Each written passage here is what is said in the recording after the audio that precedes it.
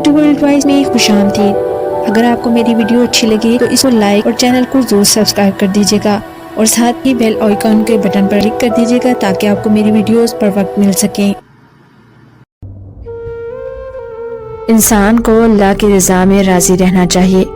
جو لوگ حقیقت سے منہ چراتے ہوئے برے وقت میں ایک انسان کا ساتھ چھوڑ کر دوسری طرف منہ موڑ لیتے ہیں، ان کا انجام بہت برا ہوتا ہے۔ یہ کہانی سچی ہے، البتہ کہانی میں بتائے گئے نام فرضی ہیں تاکہ کسی کی دل آزاری نہ ہو۔ میرے چچا میری بڑی بہن کی شادی پر زور دینے لگے، جبکہ میری بہن صرف تب 17 سال کی تھی، لیکن تب حالات ہی کچھ ایسے بن چکے تھے کہ اس کے علاوہ اور کوئی راہ دکھائی نہیں دے رہی تھی۔ میرے والد کو فوت ہوئے 2 سال گزر گئے اور میری بڑی بہن تب 15 سال کی تھی اور میں اس سے 6 سال چھوٹی تھی۔ میری عمر صرف 9 سال تھی۔ میری والدہ نے بہت ہی مشکل سے وہ 2 سال گزارے، کیونکہ میری والدہ بھی جوان تھی اور لوگ طرح طرح کی باتیں بنانے لگے۔ اوپر سے میری بہن کی جوانی لوگوں کی آنکھوں میں چبھنے لگی۔ ہم صرف 2 ہی بہنیں تھیں۔ میری بڑی بہن کے بعد 3 میرے اور بہن بھائی بھی تھے، لیکن وہ اس دنیا میں نہیں تھے۔ میرے والد کی زندگی میں ہی ان تینوں کا انتقال ہو گیا تھا۔ میری بڑی بہن کا رشتہ بچپن میں ہی میرے چچا کے بڑے بیٹے سے طے ہو گیا تھا، اس لیے اب چچا بھی یہی چاہتے تھے کہ جلد از جلد شادی ہو جائے۔ میری ماں کے پاس اس کے علاوہ اور کوئی حل بھی نہیں تھا، کیونکہ میرے ننیال والے بھی نہیں تھے۔ یوں میری بڑی بہن کی میرے چچا کے بڑے بیٹے سے شادی ہو گئی۔ چچا اور چچی دونوں ہی بہت اچھے تھے۔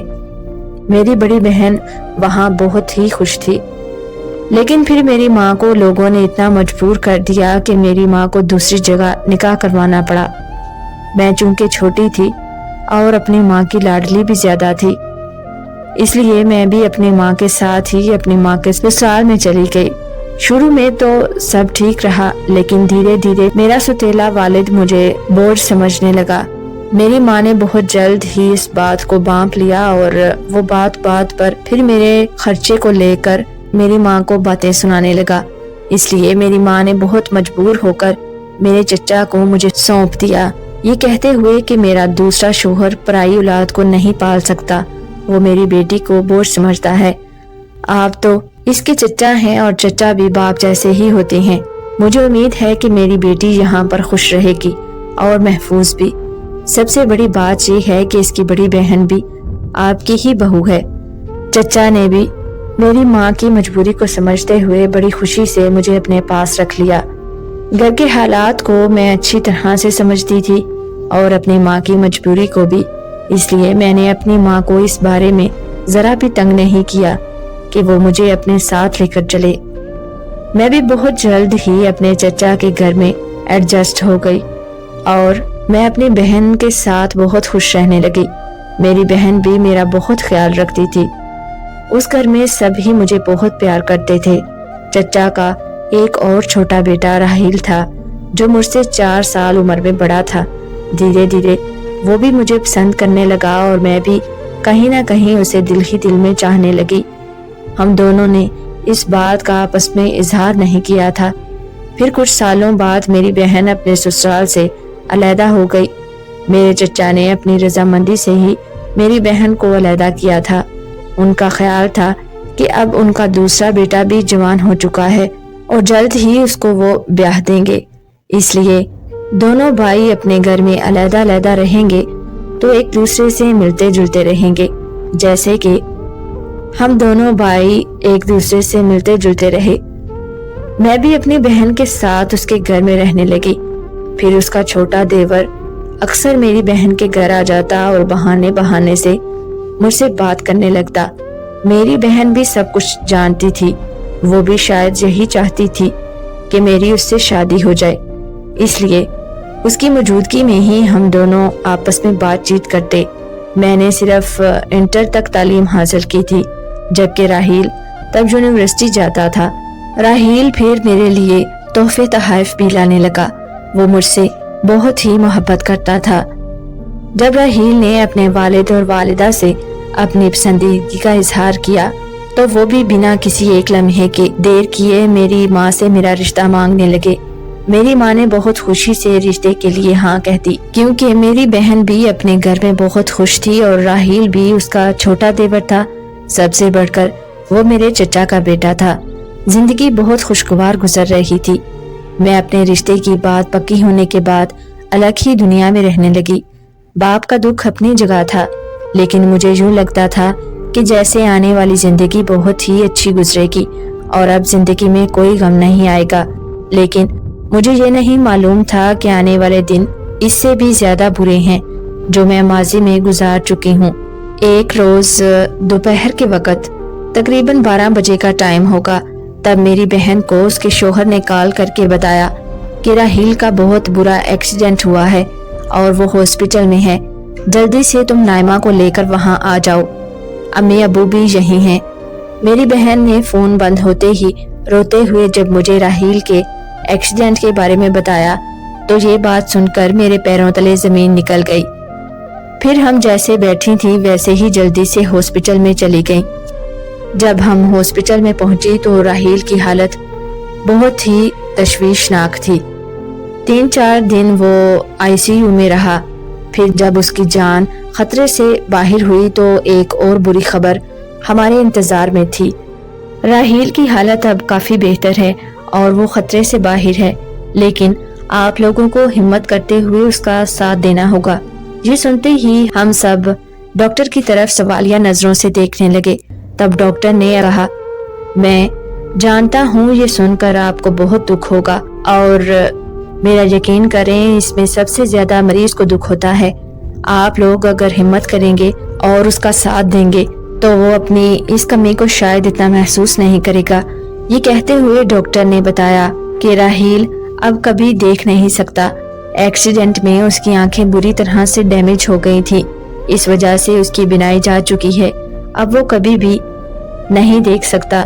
یہ سنتے ہی سب پر قیامت ٹوٹ پڑی اور میرے چچا چچی رونے لگے۔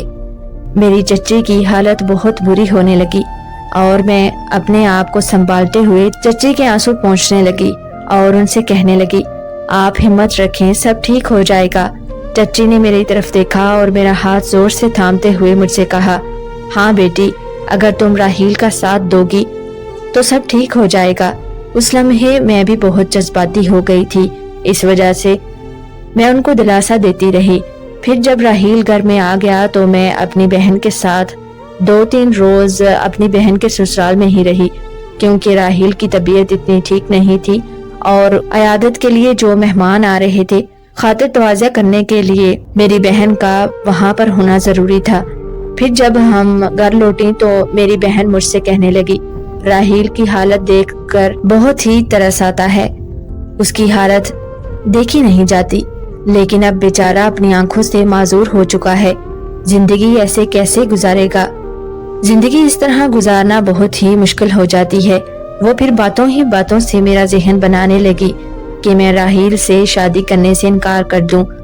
میں بھی کہیں نہ کہیں اب راحیل کو بوجھ سمجھنے لگی کہ میں کس طرح اس کے ساتھ ساری زندگی گزاروں گی۔ اب مجھے راحیل کا یوں اپنی بہن کے گھر میں آنا اچھا نہیں لگتا تھا۔ پھر میری ماں بھی کچھ ہی دنوں میں آئی اور ہم دونوں بہنوں کو اپنے قریب بٹھا کر کہنے لگی، تمہارے چچا کا فون آیا تھا، وہ کہہ رہے ہیں کہ راحیل کی وہ اب جلد ہی شادی کرنا چاہتے ہیں، جبکہ میں اب ایسا نہیں چاہتی۔ بھلا ایک اندھے سے میں اپنی بیٹی کی شادی کیسے کر سکتی ہوں، لیکن اب انکار کریں تو کیسے کریں؟ یہ کہتے ہوئے میری ماں میری طرف دیکھنے لگی اور کہنے لگی، تم کچھ سوچ لو اس سے پہلے کہ بہت دیر ہو جائے۔ ہاں، یہ بات یاد رکھنا کہ تمہاری بڑی بہن کے گھر میں تمہارے انکار کی وجہ سے کوئی مسئلہ نہ بنے، کوئی ایسا کام کرنا جس سے سانپ بھی مر جائے اور لاٹھی بھی نہ ٹوٹے۔ پھر میں اس رات کافی دیر تک سوچتی رہی کہ کیسے بھی کر کے مجھے راحیل سے پیچھا چھڑوانا ہوگا۔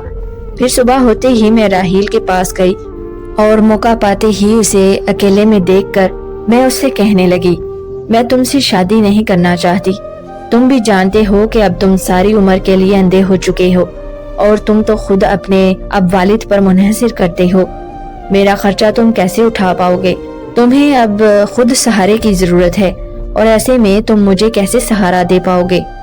زندگی اتنی آسان نہیں ہوتی جتنی آسان سمجھ کر تم شادی کے لیے ضد کرنے لگے ہو۔ راحیل میری بات سن کر اپنے کانوں پر یقین نہیں کر پا رہا تھا۔ مجھے آج بھی اس کا وہ چہرہ یاد ہے۔ اس کے چہرے پر عجیب سا دکھ تھا اور اس کی آنکھوں سے آنسو بہنے لگے۔ اس روز اس نے مجھ سے اتنا کہا، تم بھی دنیا کی طرح بدل گئی، تم نے تو مجھ سے کتنے وعدے کیے تھے، اپنا کیا ہوا کوئی وعدہ تو یاد رکھتی۔ کوئی بات نہیں، میرا اللہ وارث ہے، لیکن یہ یاد رکھنا یہ حادثہ ہماری شادی کے بعد بھی ہو سکتا تھا۔ تب تم کیا کرتی؟ تب مجھے 1 منٹ کے لیے اس کی بات سن کر جھٹکا لگا، لیکن تب میں بہت ہی خود غرض ہو گئی تھی اور اس کے والد کے اور ان لوگوں کے سارے احسانات ہم تینوں ماں بیٹیاں بھول بیٹھی تھیں۔ میں پھر فوراً سے اپنی بہن کے گھر آ گئی، اس سے یہ کہتے ہوئے کہ تم خود ہی اپنے والدین کو شادی سے منع کر دینا، میرا نام اس میں نہ ہی آئے تو بہتر ہے۔ اگر تم مجھ سے سچی محبت کرتے ہو تو کبھی بھی میرا نام منظر عام پر نہیں آنے دو گے کہ میں نے تمہیں شادی کے لیے منع کیا تھا۔ پھر راحیل نے بھی اپنی سچی محبت کا ثبوت دیتے ہوئے اگلے ہی روز اپنی ماں کو میری بہن کے گھر بھیج دیا، یہ کہلوا کر کہ وہ مجھ سے شادی نہیں کرنا چاہتا۔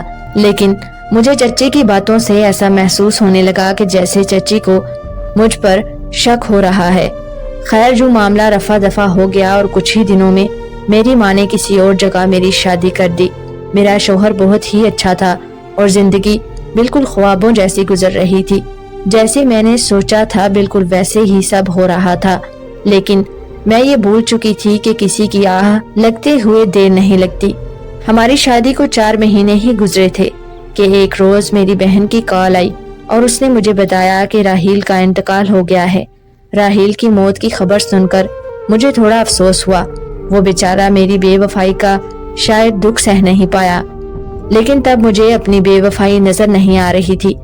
میں نے تب یہی سوچا کہ یہ میرا حق تھا اور میں انکار کر سکتی تھی، میری تو صرف اس سے منگنی ہی ہوئی تھی۔ مجھے کیا پڑی تھی کہ آنکھوں دیکھا زہر پیتی، پھر یوں میں ہمیشہ کی طرح اپنی خود غرضی کو اپنے اوپر حاوی کرتی رہی۔ میں پھر راحیل کو بھول کر پھر سے اپنی زندگی میں مگن ہو گئی۔ ہماری شادی کے 1 سال بعد جب میں امید سے ہوئی تو میری زندگی میں جو ایک کمی تھی وہ بھی پوری ہونے والی تھی، اس لیے ہم دونوں میاں بیوی بہت خوش تھے۔ میرا شوہر اکلوتا تھا اور اس کے آگے پیچھے کوئی بھی نہیں تھا، اس لیے مجھے کسی کی کوئی پرواہ نہیں ہوتی تھی، مجھے صرف اپنے شوہر کو ہی دیکھنا ہوتا تھا۔ ایک روز اچانک سے میرے فون پر انجان نمبر سے کال آئی۔ میں نمبر دیکھ کر کال کو اگنور کرتی رہی۔ میں نے ایسا کئی بار کیا لیکن وہ کال بار بار آ رہی تھی۔ پھر میں نے یہ سوچتے ہوئے کہ شاید کوئی جاننے والا ہی ہو، کال اٹینڈ کر لی۔ دوسری طرف سے کوئی اجنبی آدمی تھا۔ اس نے مجھ سے صرف اتنا کہا، باجی آپ احمد کی بیوی ہیں؟ میں نے فوراً سے کہا، ہاں میں احمد کی بیوی ہوں، مگر آپ کون ہیں؟ اتنے میں اس نے کہا کہ میں احمد کا دوست ہوں، احمد کا ایکسیڈنٹ ہو گیا ہے، آپ جلدی سے شہر کے گورنمنٹ ہاسپٹل میں آ جائیں۔ مجھے تب کچھ بھی سمجھ نہیں آ رہا تھا۔